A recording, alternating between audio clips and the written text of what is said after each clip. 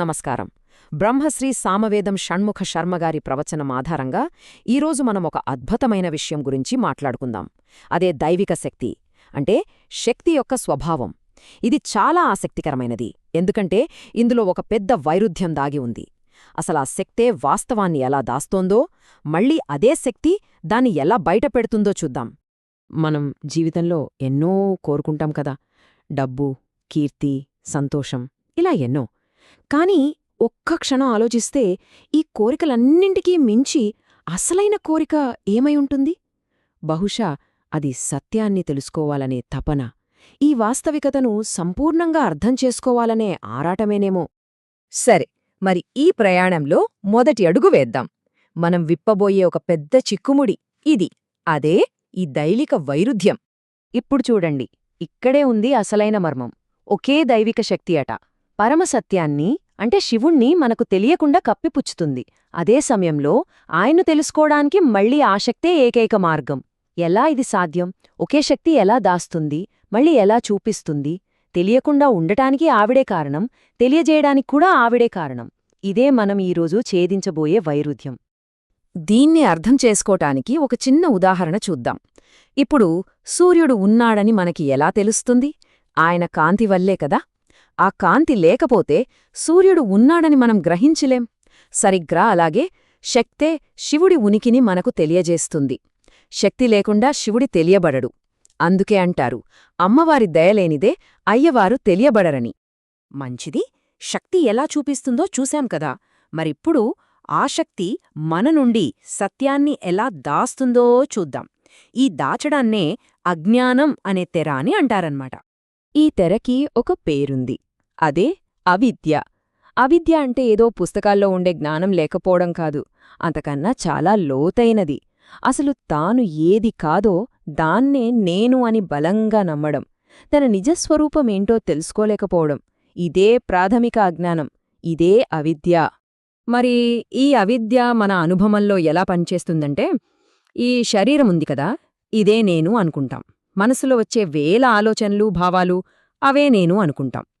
ఈ గందరగోళంలో పడిపోయి మన అసలైన నిజస్వరూపం, ఆ దివ్య చైతన్యం, దాన్ని పూర్తిగా మర్చిపోతాం. కాబట్టి మన కళ్ల ముందు కనిపించే ఈ ప్రపంచం, ఈ భ్రాంతి నిజం అని మనల్ని నమ్మించే శక్తి ఏదైతే ఉందో ఆ అవిద్యకే ఇంకొక పేరు మాయ.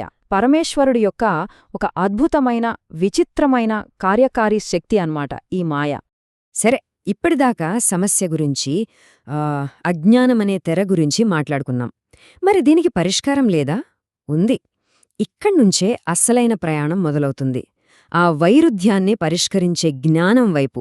ఈ పరిష్కారాన్ని అర్థం చేసుకోటానికి ఒక అద్భుతమైన ఉపమానముంది. పశువును ఏ తాడుతో అయితే కడతారో ఆ తాడుని కట్టినవాడే విప్పగలడు. ఎంత శక్తివంతమైన మాట కదా ఇది! బంధం వేసేది ఆవిడే, ఆ బంధాన్ని తీసేది కూడా ఆవిడే. ఇక్కడే అస్సలు రహస్యం దాగుంది. చూడండి, బంధించేటప్పుడు ఆ తల్లి రూపాన్ని అవిద్య అంటాం. అదే తల్లి మనల్ని విడిపించేటప్పుడు ఆ రూపాన్ని విద్య అంటాం. అంటే బంధించేది, విడిపించేది వేర్వేరు శక్తులు కానే కావు, ఒకే శక్తికి ఉన్న రెండు ముఖాలు అంతే. అంటే దీన్నుంచి మనం నేర్చుకోవాల్సిందేంటి? ఆ బంధంతో, ఆ భ్రాంతితో మనం పోరాడకూడదు, ఎందుకంటే అది మన శక్తికి మించినది. బదులుగా ఏ శక్తి అయితే మనని బంధించిందో ఆ శక్తికే శరణు వేడాలి. తల్లి, నువ్వే బంధించావు, నువ్వే విడిపించు అని అడగాలి. సరే, మరి శరణాగతి చేస్తే ఏమవుతుంది? అవిద్య నుంచి విద్య వైపుకు ప్రయాణం మొదలయ్యాక ఆ సత్యాన్ని ఎలా గ్రహిస్తాం? చివరి భాగంలోకి అడుగుపెడదాం. ఈ శక్తి యొక్క స్వభావాన్ని అర్థం చేసుకోవటం చాలా ముఖ్యం. ఇది ఎక్కడినుంచో అరువు తెచ్చుకున్నది కాదు, పరమాత్మతో పాటే అది సహజంగా ఉంటుంది. అది ఆయన స్వాభావిక గుణం, సూర్యుడికి వేడిలాగా. అన్నిటికన్నా ముఖ్యంగా ఇది ధ్రువ, అంటే శాశ్వతమైనది, ఎప్పటికీ ఉండేది. ఇప్పుడు చూడండి, ఈ జ్ఞానంతో చూస్తే ఈ కనిపించే ప్రపంచమంతా, ఈ సృష్టి అంతా ఆ దైవిక శక్తి యొక్క ఒక ఆట, ఒక లీల అని అర్థమవుతోంది. మరి ఈ ఆడుతున్న శక్తి ఎవరిది? వేరే ఎవరిదో కాదు, అది సాక్షాత్తు ఆ పరమాత్మ యొక్క సహజసిద్ధమైన శక్తి. ఆయనలో అది అంతర్భాగం. అప్పుడు చివరికేం తెలుస్తుంది?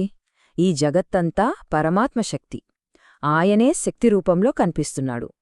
అలాంటప్పుడు చూస్తున్నవాళ్ళు, చూడబడుతున్న ఈ ప్రపంచం వేర్వేరు ఎలా అవుతారు? అంతిమంగా రెండూ ఒక్కటే. అవిద్య అనే తెర వెలిగిపోతే మిగిలేది ఆ ఒక్కటే. అన్నీ ఆ పరమేశ్వరుడే. సరే, అంతా పరమాత్మే అయితే మరిప్పుడు నేను అని మాట్లాడుతున్నదెవరు? ఈ నేను యొక్క అస్తిత్వమేంటి? ఈ ఆలోచనతో ఈనాటి వివరణను ముగిద్దాం. దీని గురించి ఆలోచిస్తూ ఉండండి.